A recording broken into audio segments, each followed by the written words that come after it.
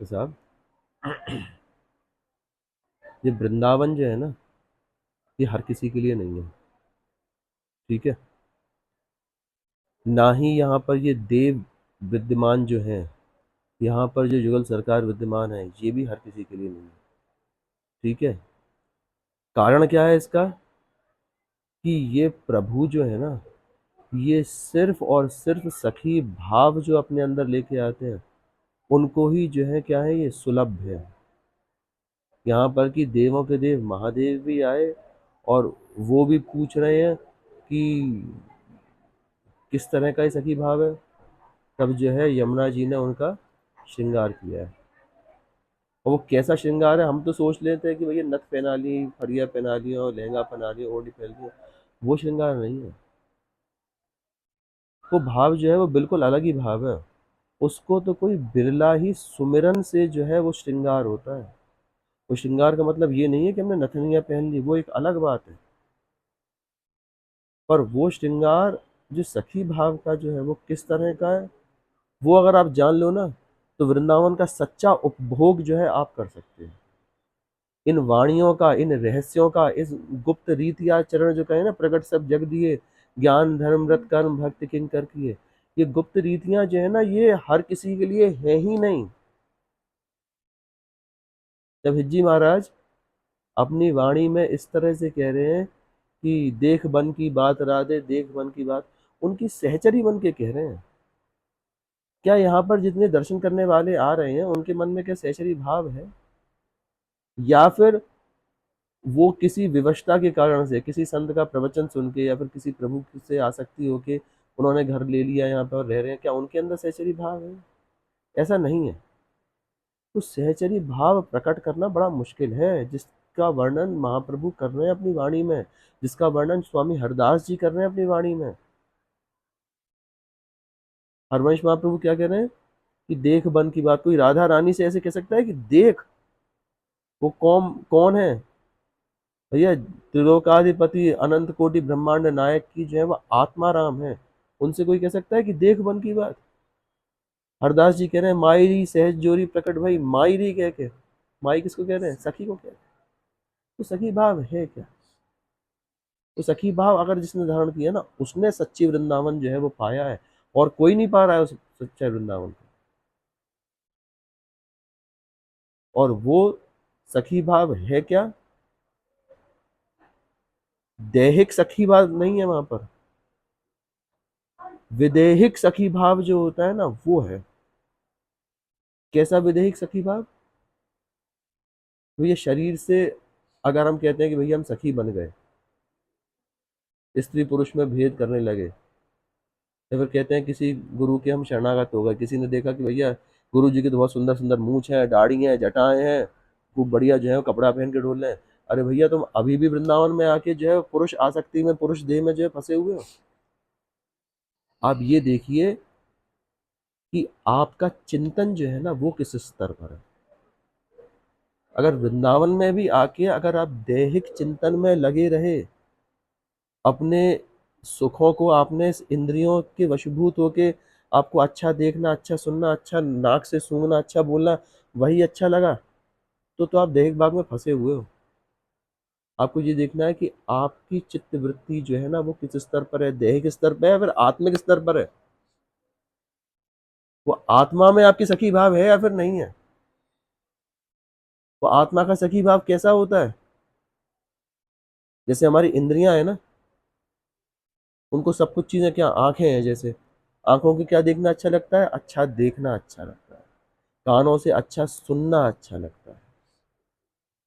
ठीक है, जीभ से अच्छा बोलना अच्छा लगता है। हमारे शरीर की जो त्वचा जो है, इसका अच्छा स्पर्श अच्छा लगता है।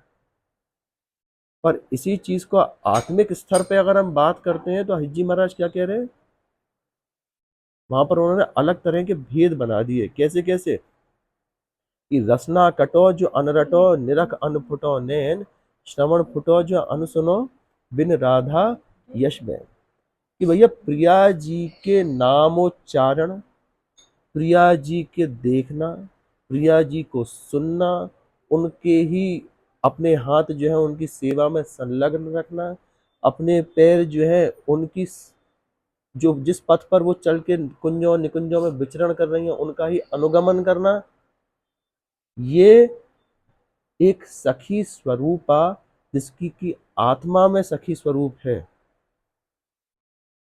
जिसने की आत्मा से अपने अंदर सखी स्वरूप धारण कर रखा है, उसकी वृत्ति है। अगर आप उस लेवल पर अगर आप पहुंचते हैं, उस स्तर पर पहुंचते हैं, एक आत्मिक स्तर पर, तब जाके जो है आपने उस सखी वेश का धारण किया है। सखी वेश हंसी खेल नहीं है। आपने सोचा कि भैया यमुना महारानी ने जो है शिव जी को जो है वो नथनिया पहना दी, कंचुकी पहना दी, शिव जी को ओढ़नी और लहंगा पहना दिया, उससे सखी भाव आ गया? नहीं भैया, शिव जी जो है वो तो तैयार होके आए थे अपने आत्मा से, और वो देखने वाला सखी वेश जो है यमुना जी ने तैयार कर दिया उनका। तो ये हंसी खेल का नहीं है भैया वृंदावन में वास करना। देखो सेवक वाणी में सेवक जी भी कह रहे हैं पंचम प्रकरण में, कैसे शुरू हो रहा है पंचम प्रकरण आपका, कि प्रथम प्रणम्य सुरम्य मति मन बुद्धि चित्त प्रशंस चरण शरण सेवक सदासु जय जय श्री हरिवंश। कि आपको क्या क्या किस किस तरह से आप प्रणाम कर रहे हैं, मन बुद्धि और चित्त, इन तीनों से ही जो है आप उनको प्रशंस कर रहे हैं, प्रणाम कर रहे हैं आप उनको, हित जी महाराज को। अब मन कहाँ है? देह के अंदर है। बुद्धि कहाँ है? देह के अंदर है। चित्त कहाँ है? देह के अंदर है। ये तीनों स्तर हैं हमारे एक शरीर के अंदर, कि मन से भी हमने उनको प्रणाम किया, बुद्धि से भी प्रणाम किया, और अपने चित्त से जो है उससे भी प्रणाम किया। जब इन तीनों स्तर पर आप अव्वल हो गए, पक्के हो गए, तब जाके जो है आपने इस हितोपासना को समझा, इस वृंदावनी उपासना को समझा। नहीं तो भैया वृंदावन में आके आप व्यापार कर रहे हो, जो व्यापार आप दुनिया के लिए छोड़ के आए थे वही व्यापार हो रहा है फिर यहाँ पर, और कोई व्यापार नहीं। ये उपासना जो है वो सिंगनी का दूध है, सही में सिंगनी का दूध है। क्योंकि स्वभाव बदलना ये सिंहों का काम होता है, हर कोई अपने स्वभाव को नहीं बदल सकता है। जो एक अनन्य भक्त होगा ना, वही स्वभाव को बदल सकता है। सेवक जी कह रहे हैं ना किस तरह से, कि जब सेवक वाणी शुरू कर रहे हैं ना, उस समय पर ही उन्होंने कह दिया है। कैसे शुरू हो रही है सेवक वाणी? श्री हरिवंश चंद्र शुभ नाम, सब सुख सिंधु प्रेम रस धाम, जाम घटे बिसरे नहीं, यह जो पर्यो मोहि सहज स्वभाव, श्री हरिवंश नाम रस चाव। कि पहले तो आपको अपना स्वभाव बदलना है, और जब तक आपने अपना स्वभाव नहीं बदला तब तक आप भक्ति में नहीं उतरे। कैसे कैसे अनन्य भक्त हैं जिन्होंने कि अपने स्वभाव बदला? नरवाहन शरीर के अनन्य भक्त, जो कि लोगों को काट काट के यमुना को लाल कर देता, उसने क्या सुना?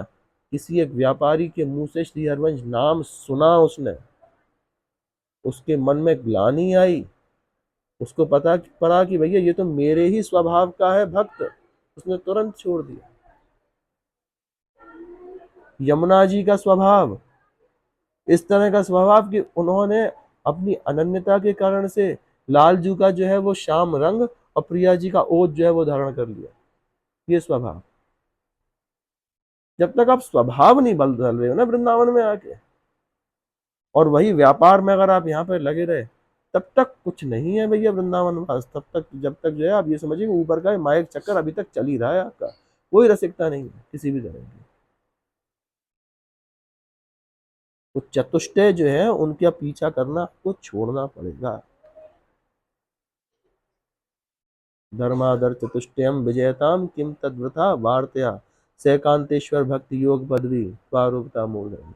भैया भक्ति जो है वैसी वाली भी नहीं करनी है कि ठाकुर जी का संग मिल जाए हमें, कुछ नहीं होगा उस भक्ति से।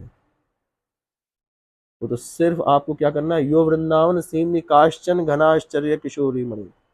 भैया उन्हीं घनीभूत आश्चर्य की मूर्ति प्रिया जी जो है ना, उनके ही सेवा क्रम में, उनके ही भजन में, उनको ही देख के, उनको ही सुन के, उनको ही उनके वचनों को बोलते हुए, उनकी सेवा करते हुए आप जब तक अपने दिन रात सुषुप्ति काल, ये तीनों ही जागृत स्वप्न सुषुप्तिषु स्फुरतु में राधा पदाब्ज छठा, कि जब तक उन तीनों ही काल में अनन्यता से आप उनकी भक्ति में नहीं लगे, आपने सोचा कि भैया मैं तो एकांत जीवन जी रही हूँ, मैं तो ये कर रहा हूँ, कछु ना हो रहा है भैया उन सब चीजों से।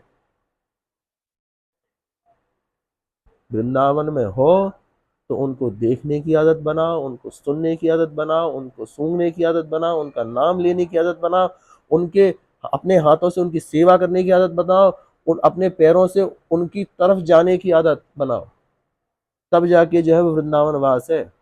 और सिर्फ दैहिक स्तर पे ही नहीं, आत्मिक स्तर पर भी, तब जाके जो है वो सखी स्वरूप आपने सिद्ध किया, तब जाके जो है आप उनके दर्शन के अधिकारी बने, तब जाके जो है उनकी वाणियों का सेवन करने के अधिकारी बने।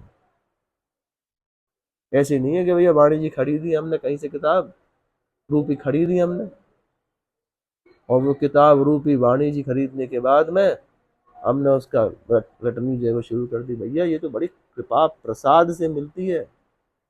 एक तो किसी से कृपा प्रसाद से मिली, और फिर वाणी जी ने जो है वो कृपा करी। ये बड़े मर्म स्पर्शी बिंदु हैं। जब तक हम इन सब चीजों को नहीं समझ रहे हैं ना, वृंदावन में सिर्फ आप व्यापार कर रहे हो आके।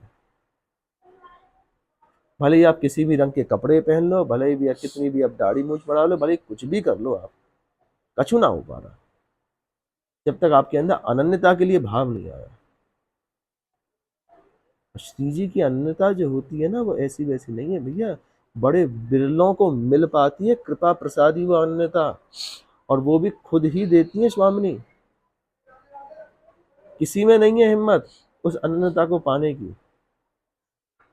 कह दे रहे हैं कि यो ब्रह्म रुद्र शुक नारद भीष्म मुख्य रालक्षितो न सहसा पुरुषस्य तस्य, कि वो ठाकुर जी की अनन्यता तक को पाने के लिए जो है वो ललचा रहे हैं, तपस्याएं कर रहे हैं, तब भी वो बादल में जिस तरह से बिजली चमकती है ना, उस तरह से प्रभु ने उनको दर्शन दिए, और वो ओझल, वो परमात्मा, वो परब्रह्म किस रस की चेष्टा में, किस रस का लोलुप होते हुए जो है, लालसा करते हुए जो है प्रिया जी के चरणार विंदन में पड़े हुए हैं। वहां से समझो आप सखी भाव कि कौन परब्रह्म परमेश्वर है जो कि इस रस के चाहने के लिए प्रिया जी के चरणार विंदन में अपने बरज रत्न मुकुट को जो है वो घिस रहा है।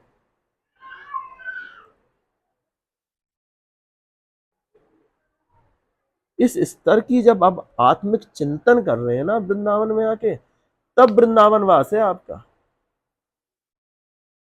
और दुखद बात यह है कि अब ये आत्मिक चिंतन जो है वो 100 में से आधे के पास में है, लेकिन 99 लोग जो है ना वो सिर्फ और सिर्फ भीड़ बनाने के यहाँ पर है। भैया हम तो हाथ जोड़े इन सब व्यापारण के मारे, तो ये वृंदावन जो है वो इस तरह का नहीं रहे। ये अनन्यता का खेत है वृंदावन जो है, जिसमें कि तरह तरह के रसिक संत रूपी जो अनन्य अनन्य जो होते हैं ना, वो इस खेत में, रस के खेत में, इस रस के देश में उत्पन्न होते हैं, तैयार करे जाते हैं भैया उनकी कृपा से। वो दुनिया उनका चरित्र देख के उसका अनुगमन करती है, जितने भी भक्त वृंद हुए हैं। क्या तो हरवंश महाप्रभु, क्या स्वामी हरदास जी, क्या हरिराम व्यास जी, क्या नेही नागरी दास जी, क्या नवल दास बैरागी, क्या नाहरमल जी, क्या बीठल दास जी, किन किन का नाम ले। इन लोगों की अनन्यताएं जो थी ना, वो इस चरम सीमा पे थी कि उन्होंने उस समय पर, आज नहीं कह रहे हैं, आज से इतने साल पहले भगवत धर्म का जो है ना उसको प्रणाम कर दिया कि प्रभु ये भगवत धर्म और वैष्णव धर्म जो है ना आप ही संभाल के रखो, क्योंकि मेरा काम जो है वो तो प्रिया जी के चरणार बंदन की रज को सेवन करना है। मैं अगर इस भगवत धर्म और वैष्णव धर्म में लग गया ना, तो फिर से जो है वो आपकी माया के फेर में जो है वो पड़ जाऊंगा।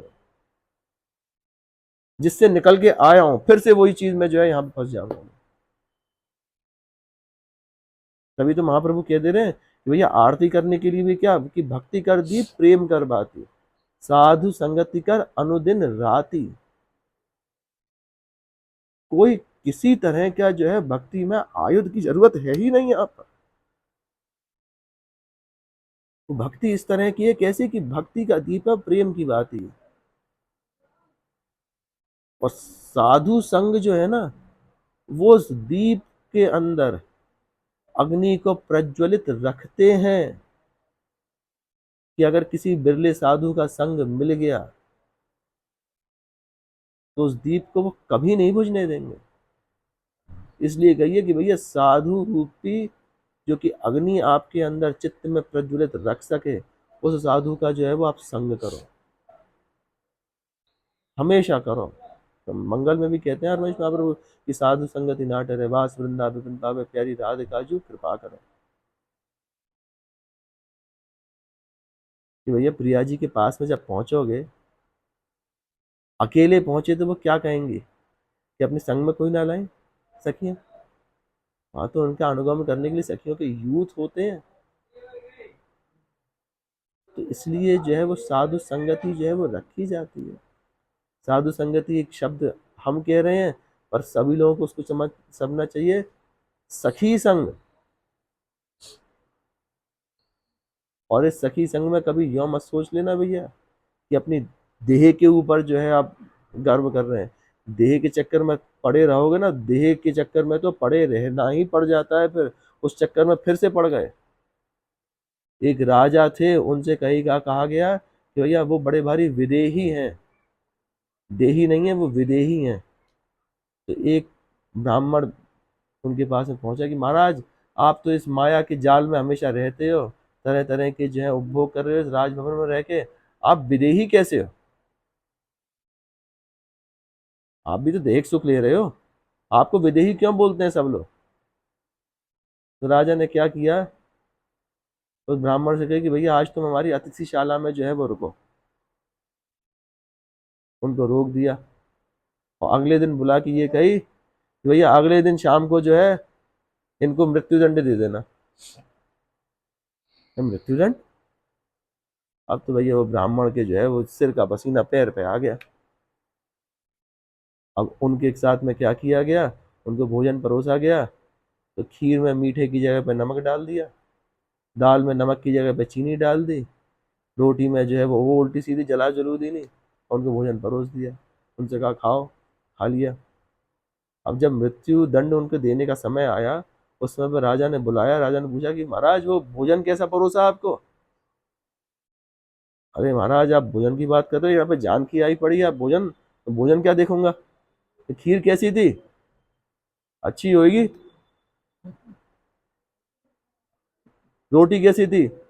अब मुझे स्वाद याद नहीं है, अच्छा ही होगा। तो उन्होंने फिर समझाया कि जिस समय पर आपको मृत्यु के कारण से आप इंद्रियों के रस भूल गए थे और आपको ये लग रहा है कि भैया थोड़ी देर में मेरी मृत्यु होने वाली है और मैं इन रसों को चख के करूंगा क्या?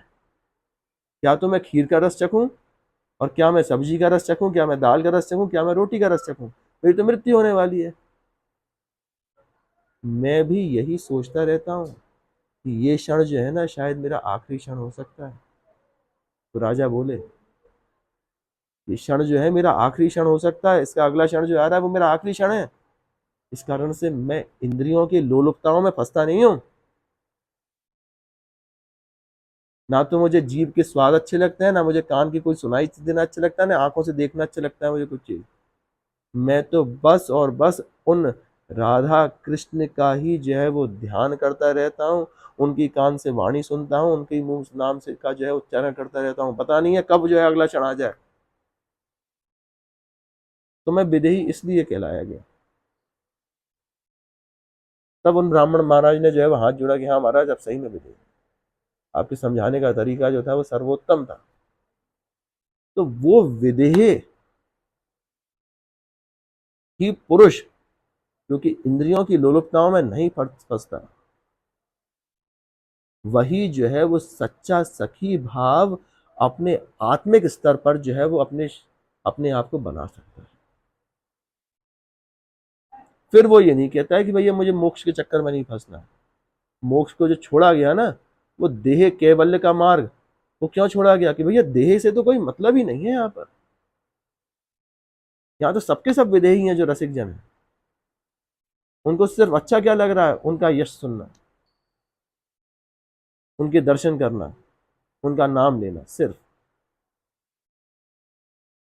तो जब तक